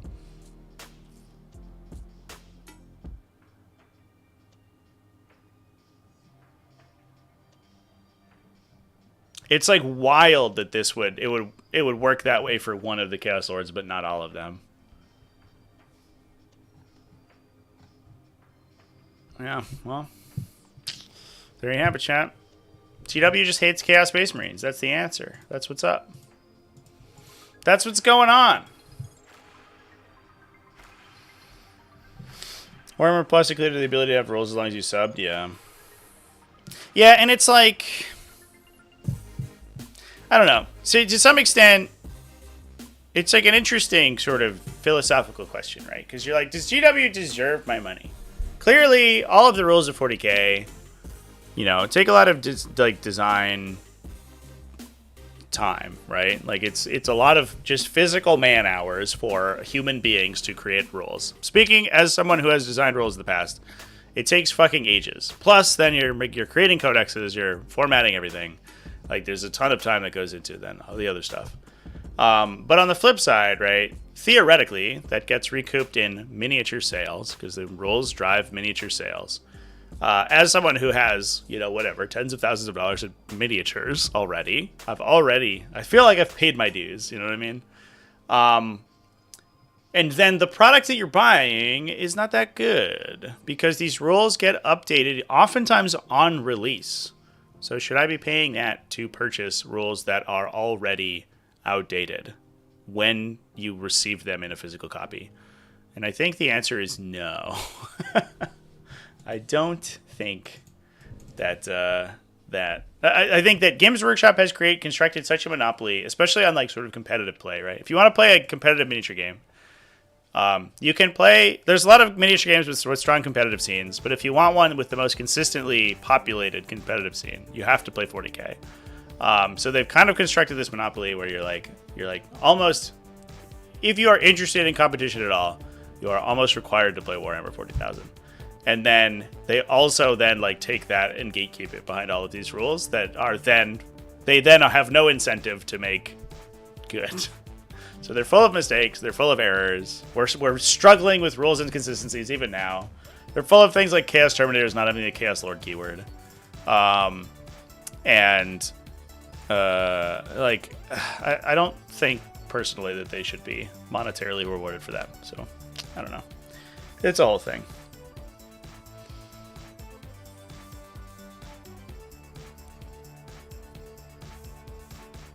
So I guess Silent King and Nematech don't have the Triarch keyword. Yeah. Right.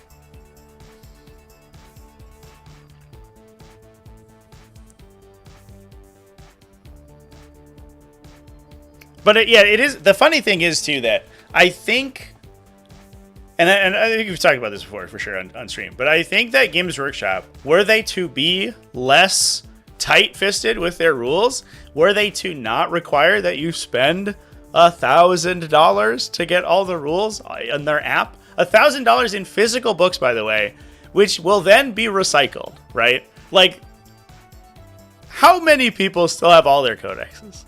Probably very few. And those books, as soon as they are outdated, immediately lose all value. You can't resell them. You oftentimes can't even give them away. They're literally just like, it's like late stage capitalism at its finest. In order to unlock rules in a digital format, they are taking physical material and ruining it to then sell to you in order to like justify the cost of their product. And there are a lot of people that love the codexes and that save all of their codexes, and I appreciate those people. But I have a sneaking suspicion that they are the minority of people. But so like, if the people who wanted, like, people should be able to buy codexes. I don't disagree with that. Some people just like hard copies. But I think that those people, those people are likely in the minority. And those people are, very compared to the people who just use the app to play the game. And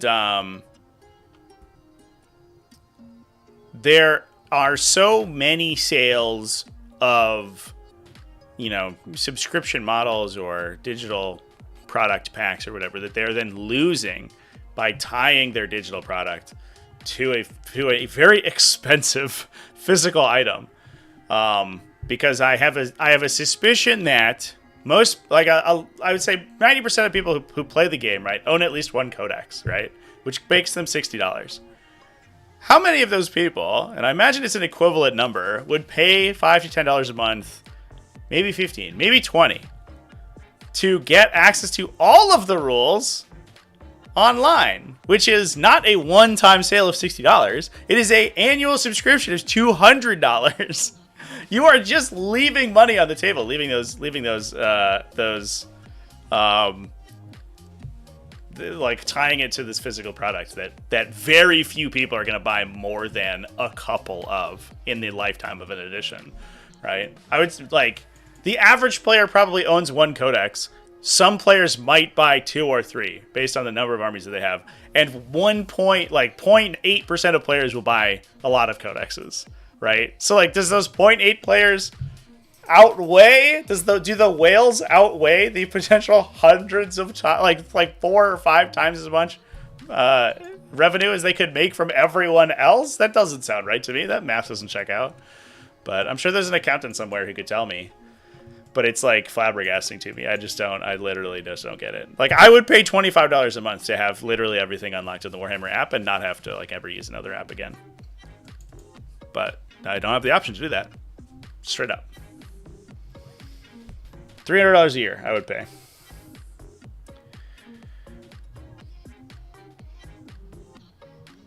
Would I carry a codex to a tournament? I've never in my life carried a physical copy of my rolls to a tournament.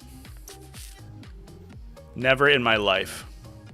Most of the time, I leave my codex at home and I put the PDF, or back in the day, I left my codex at home and I put the PDF on my phone. Back like before Wahapedia and before online rolls sources, I literally would I would either take a picture of my relevant rules, or if there was a version available online, I would download it and I would put it on my phone. And I never ever brought a codex. Because, like, I'm already carrying a tray full of models and dice and tape measures and measuring equipment. Like, where am I going to fucking put a book? Into my backpack, I guess? I'm not going to do that. And I don't think... The number of people I see with army books at events is, like, it's dwindling. It's tiny.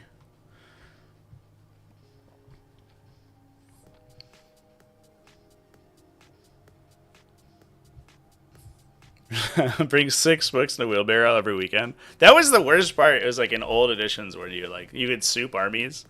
You would see people like they would go and you would like see people with the little trolley. You know those little trolleys that people have, like the little plastic carts that they wheel their army around on. And the bottom of the cart was just a bookshelf with all of their relevant army books on them. And they would have like 6. You'd be like, well, I need Space Marines. I need Agents of the Imperium.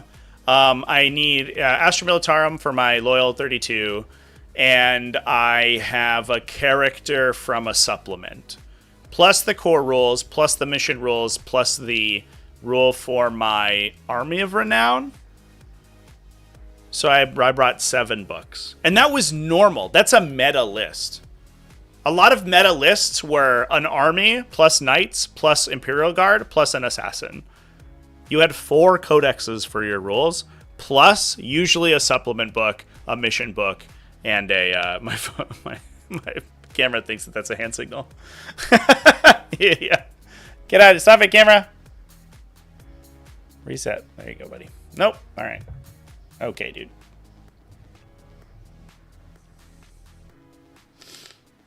Fucking nuts, dude. Fucking super nuts. And I think we're getting back to that point, and it's terrifying. I do not want to see a return to 8th edition. But we're almost there. At least for rules updates. Maybe not less for the volume of rules. That was another tangent. It's Tangential Tortoise today. Tangential Tuesday. There's some Tyranids I want to talk about. Lucas Woback went 4-0-1, tied. I love this. I hope these two are brothers, and I hope they're brothers who play 40k with each other all the time. The Woback twins. And I'm sure maybe someone in the comment section in the future can tell me about Lucas and Thomas Woback, because if there's just a pair of like bros who play 40k all the time and are super good at it, that's the kind of fraternal energy I can get behind. Both 4-0-1. I believe that they tied each other at the Amona Grand Tournament over here. Although this did use, if I remember correctly, it did use differential scoring, so ties are really, really easy in that system. And especially between like Tyranids and Grey Knights, like 2 super high scoring, like baseline high scoring armies. Pretty simple to get a tie there. Invasion Fleet today. An adapted biology Hive Tyrant, so he's got the Feel No Pain that enhances once he takes damage. Biovore for scoring, triple Exocrine, triple Lictor, double Maliceptor, double Norn Emissary Tyrannifex, plus a Pyrovore for ignore cover. You just gotta have the Pyrovore sometimes. Very straightforward list. The interesting thing is Invasion Fleet using Norn Emissaries. Norn Emissaries have a baked-in Feel No Pain, so you don't typically, if they are on their singular purpose objective, so you don't typically need Invasion Fleet for them, but what it lets you do is play really aggressively with both the Tyrannifex and the Norns, and the Norns then are tough to kill. They're all basically the same profile, right? They're like this T11, T12, 2+ save, and then you can free strat Rapid Regeneration onto the Tyrannifex to give it a Feel No Pain. So you have 46 wounds that are like this 2+ save, 5+ Feel No Pain profile that just live in the center of the table. And this is an Acid Spray Tyrannifex as well, so it's not Rupture Cannon. So it's not sitting in the back and poking at you. It is up in the front and it's overwatching you. The Acid Spray Overwatch is a little funky because it doesn't ignore cover. So a lot of times you just like tow a dude in cover and you tank it. But it is still a very relevant threat. And I think what it does is it forces a lot of units to restrict their engagement onto the Tyrannifex as well. And there's a lot of lightly armored units like Accursed Cultists and stuff that do not want any part of that gunshot because they'll just lose all their mutants immediately and then also just be killed in melee by the Norn Emissaries. It's like it's a little unlikely they one-shot a Norn Emissary once they've started to lose models, and the Norn Emissary has 10 3-damage attacks. Or 10 multi-damage attacks, I should say. Not all of them are 3 damage. 10 multi-damage attacks to clip back at them, which kills a lot of them too. Plus, you have exocrines, like blast multi-damage also. Just a lot of big, punchy guns.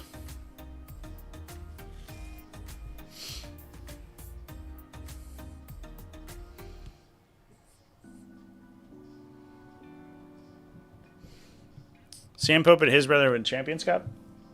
Yeah, I know that they both play.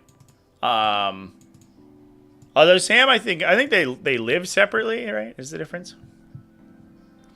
I know he was talking about it because I live streamed him last weekend, and he was talking about it while we were at the invitational event. Some great games there, by the way. If you want to see some really, really super good high-level Tyranid play, watch that stream because we had a crazy game with Sam Pope. I won't give away the end of I won't spoil the end of his game, but it was a pretty cool one to watch if you are interested in watching some Synaptic Nexus do its thing. A little bit of Space Wolves action as well, I guess, to sort of close things out here. Joel Rogers ran a Stormlands task force with Bjorn, which is kind of cool, and a bunch of Thunderwolves. Okay. And then John Davidson ran a Champions of Rust. This one had Harold, old Harry over here, plus Bjorn the Fell-Handed. Logan Grimnar, Ragnar Blackman. I'll say one thing about these Stormlands lists with all the Thunderwolf cavalry is that they're artificially restricting the potential for funny meme lists because I can't do Thunderwolf spam because it's actually good. Nobody's impressed if you win a tournament with fucking, oh, you brought 24 Thunderwolves? Wow, what a strong player you are. Just playing the metagame. Motherfucker. I want to play Thunderwolves because they're silly. I don't want to play Thunderwolves because they're good. And now I can't play the Thunderwolf list. It's sad. It's honestly sad. And it makes me cry. But instead we have wolf bots, I guess, which is just as good. Well, just as funny. It's not as good. Harold Deathwolf. The Mantle of the Troll King guy, so he's super tough to kill. He might be running by himself, although he does give your Wolf Guard devastating crushing teeth, or your Thunderwolves.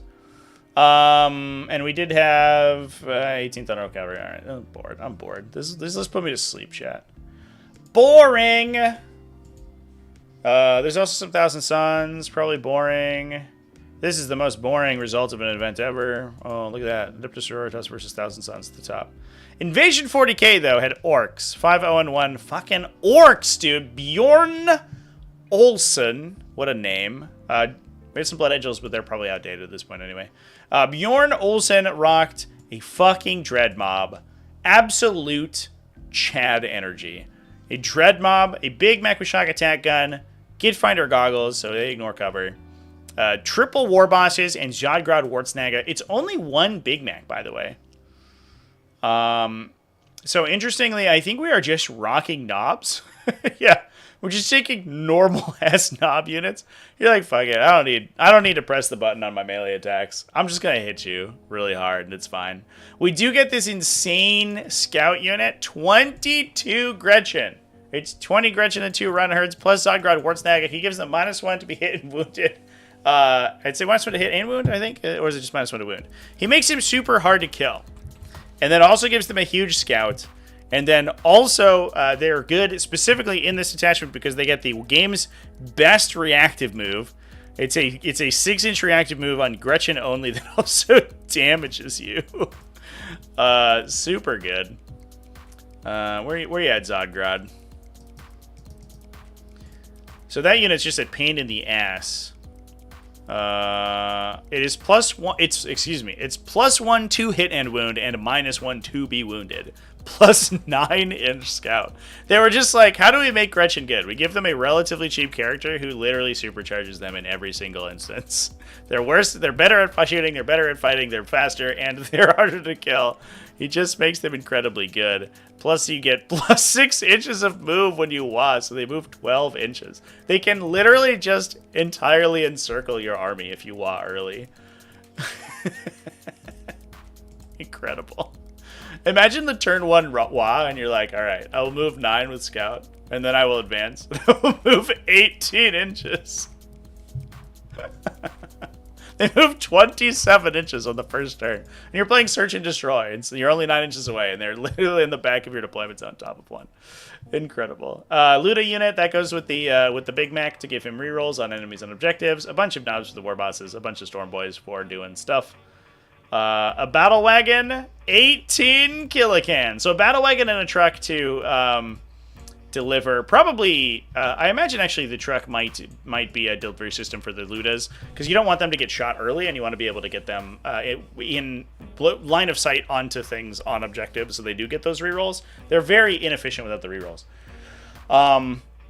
But then the battle wagon can carry the knobs, and that's just a big super tank in the center of the army, plus 18 kilocans with rocket launches. So those guys do get to press the button because they're Grot walkers, and they can supercharge themselves for a bunch of damage. A lot of night wins. I have bad news for you, chat. Not that many night wins. All right. We have a little bit of time here. That's a sick list, by the way. Dreadmob's also always cool when it sees play, and it's nice to see it undefeated occasionally. We can take a peek at old Best Coast pairings. I'm gonna do a list search for this weekend and try to find some Adeptus Mechanicus for folks, because I know somebody in chat wanted to talk about Adeptus Mechanicus. There were no undefeated as far as I saw. Oops.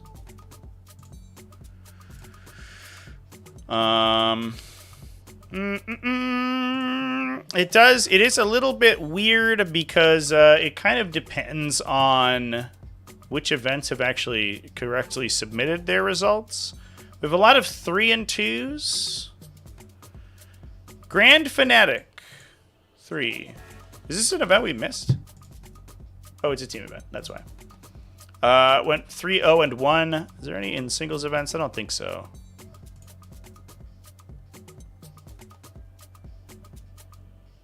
It's weird that that's like split in 2. Yeah, bunch of 3. We'll talk about some of the 3-0 and 1s.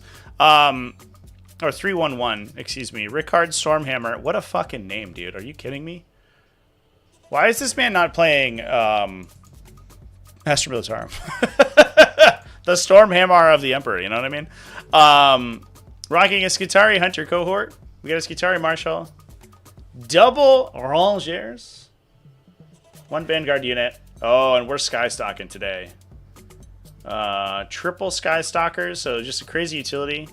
They shoot and scoot, so they can jump in, do a thing, move 12 inches, take an objective, move and block. Plus 30 Traxi Sterilizers to get wound rolls on objectives. Triple Cerberus Raiders for early game aggression. And then we get a counterpunch off of Soulforged Hounds as well. Yeah. Oh my god. Oh my god. This is so much stuff. Holy shit. So it's 30 Rust Stalkers, 30 Sulfur Hounds, 30 Sterilizers, 30 Skitari. That's 120 models plus utility units. So it's like 150 models. It's 9 Cerberus Raiders plus 15 Skystalkers. So that's another 24. So it's like 150 models. For the low price of $4,000. For the low price of one 3D printer, chat. That is, that's what we got. That list is insanity. Obviously, the damage output is not incredible. The Sulfur Hounds are okay. And the Sterilizers are pretty good. The downside is that they're AP 0. Unless I think that you can do the combined attack stratagem. Am I thinking of the right detachment here? To attack with 2 Skitari units onto a single target and get +1 AP. That is indeed correct. Binaric offense. 2 Skitari units can target a single enemy +1 armor penetration characteristic. So you can get to play P1, ignore cover, full wound rerolls. Isn't bad if you're shooting 18d6 strength 4. That's not too bad, right? That's something. We got something going on. But that's like kind of the limit of our offense. And then obviously, to be fair, the Sicarian Rust Stalkers are never that bad. They're always like pretty good. They just have a trillion attacks. You can go into a Conqueror Imperative for +1 to hit in melee. And then they can advance and charge in that detachment, I believe is the benefit. The downside of Rad Zone Cohort is that you don't get access to advance and charge. Did I just fucking close the tab because I'm a goober? I think I did. Jesus Christ, chat. But they get their +1 to advance and charge when they're near, or +2 to advance and charge, excuse me, when they're near battle line units. So if they are near the little guys at all, it is Expedited Purge. Yeah, they're eligible to advance and charge, and then they're +2 to both the advance and the charge roll. So the Rust Stalker's offensive threat range is incredible. It's ludicrously long, and they're good enough that they will deal a little bit of damage. Yeah, Tactical Tuesday is YouTube only, chat. Tactical Tuesday and my normal live streams are always YouTube. I don't multi-stream anymore. It's like not really worth the time. I want everybody in one chat room all together, one big happy chat room. I just do my TTS stuff over on Twitch and when I play video games. Generally speaking, YouTube is cool because I can schedule the streams so that people can see when they're going to be live. Twitch doesn't let you do that. You can just sort of post when they'll be live, and that's about it. But Twitch is easier to set up. So if I'm doing just games, it'll be on Twitch. If I have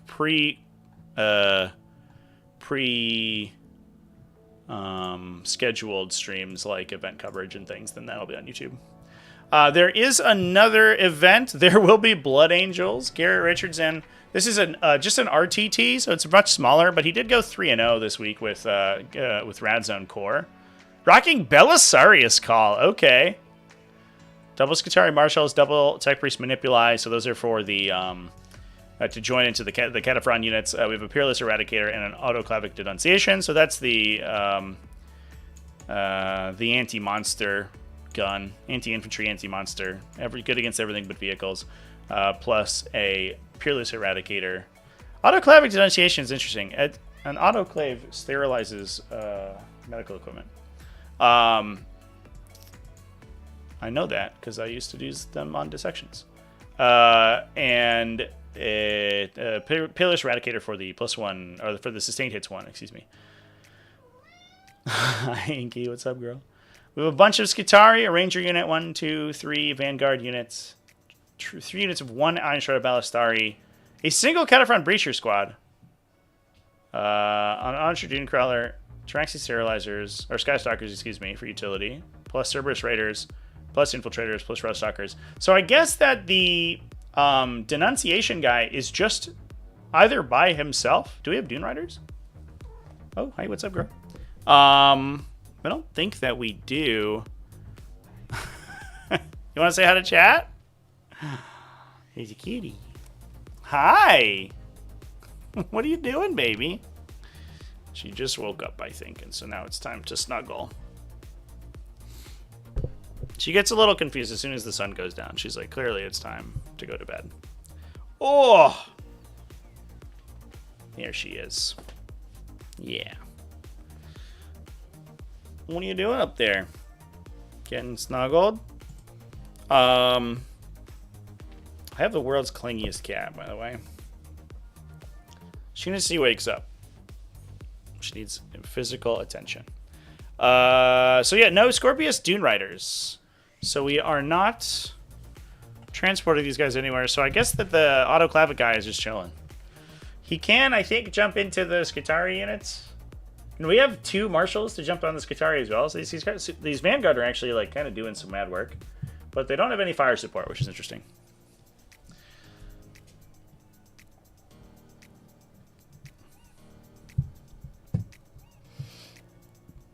Cats almost as good as dogs? That's probably the case. Are you? Oh, you're gonna bump into the camera. Okay, here's the tail. There it is. No respect, chat. No respect at all. So she likes it. I just got this new desk. I talked about it last week. From a sponsor, which I haven't talked about yet on the channel, but theoretically that will be this week. And it's really big. And so, unlike my previous desk, she can't sit on my lap as easily, but she can just sit on the desk. And I guess like maybe we can show you. She has since. Oh, my camera's gonna auto level itself. Just kidding. She has since subsumed my entire mouse pad, which is now hers. Can I have my mouse back? Yay! We're back. Oh, Binky, you're such a goober. But yeah, I don't know. There's an admech list to talk about. If anybody has any other armies that we want to take a peek at, we can do that. Otherwise, I think we'll probably call it a stream there. As I said before, a pretty interesting week. Not that many sort of Adeptus Sororitas Thousand Suns like Dark Angels like we normally see. We saw a little bit of that, but we did kind of skip it. But with most of the really super heavy hitters that are most likely to play those like kind of those silly goober factions at team events, there were a staggering number of team events. I guess it like almost it probably makes sense to show, not tell. But the team event quotient this week was insane. Oops.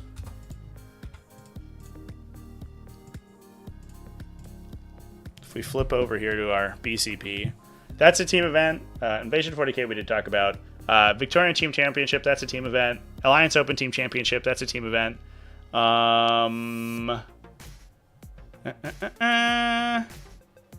And Grand Fanatic 3, I believe we also said, is also a team event. Yeah, so there were 5, is that 4?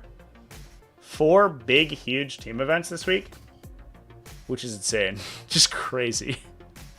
It was like close to...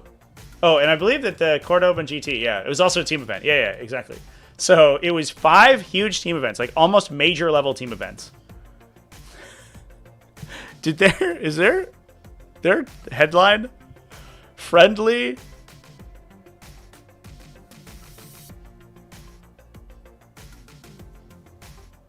I don't know what this says. Concherches? No WTC? Is there a thing that says like no WTC? No WTC allowed. Get out of here. That's wild. Shots fucking fired. Oh my god. I guess because it's 5-man events, so they maybe didn't use WTC rules. Did they use WTC? Like, I imagine they did for placings and stuff. Yeah, they used the O20, but they might have not used the pairing system. But that's what, 600 players, 700 players, 750, 850.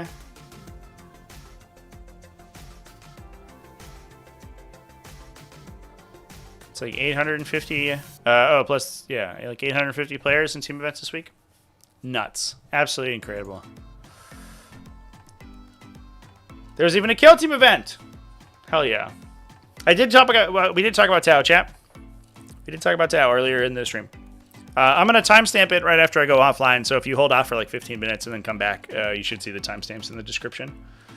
But we talked about Lyle Dixon. We had Lyle in chat, actually, who was who went 5-0 with Retaliation Cadre this week. Shout out to Death or Glory Wargaming. Got to hang out with Lyle for a bit at the ATC, which was cool. And I'll be at Onslaught Teams next month, so I'll be doing more team coverage next month as well. Or, excuse me, I guess theoretically next month, in November. A month from next week, so 5 weeks from now. But yeah, that's what's going on in 40k this week. Chat, it's been good. We're kind of, it feels like, in a little bit of a doldrums before we hit the next data slate. Please, God, give us a data slate. Oh my God. It's really rough right now, but we'll see what we get. Otherwise, I think we'll go ahead and pop off here. Thanks everyone for hanging out with me. Sorry for the camera problems. I think I know what the issue is, so I gotta get some equipment to fix it. Hopefully the camera's not busted, because it's an expensive camera. I would like it for not to be busted, but hopefully it will also improve my live coverage. I will be at an event in a couple of weeks for live coverage. I think it's the second week of October is what we're talking about right now for the Battle for Salvation GT. So that's gonna be good. So we'll have a good setup going on over there. But yeah, otherwise, I'm gonna wrap it up. Thanks everyone for hanging out with me. Remember to keep it classy, folks. Have happy wargaming. And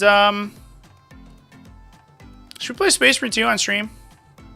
I'm going through it right now, and I'm doing some content for the T-Rex channel, by the way. Subscribe to the T-Rex channel, please God. And we could play on Twitch, actually, which could be cool. So we might do that later. So if you subscribe to me on Twitch or follow me on Twitch, then we might be live in a bit. Anyway, thanks everyone. Keep it classy, folks. Sub twice if you could. Chat saying yes, do it. Okay. All right. Okay. I did play a little bit of the campaign yesterday, so I am not a campaign neophyte. We have gotten past the reveal of the Thousand Suns, the shocking reveal of Thousand Suns. But also, I've been very much enjoying operations, so we might get some operations done, which has been cool. I'm leveling my Reaver, my Vanguard guy, who I very much love. I wasn't a fan of the class until I accidentally swapped to a melter rifle with a misclick, and then realized it was like the best gun in the game. And I was like, oh, okay, just kidding. No, this is amazing. I love this guy. But yeah, we can all experience that together, maybe. So cheers, everyone. I'll see you in the next one, and maybe later tonight. Remember to keep it classy, folks. Have happy wargaming, and I'll see you later.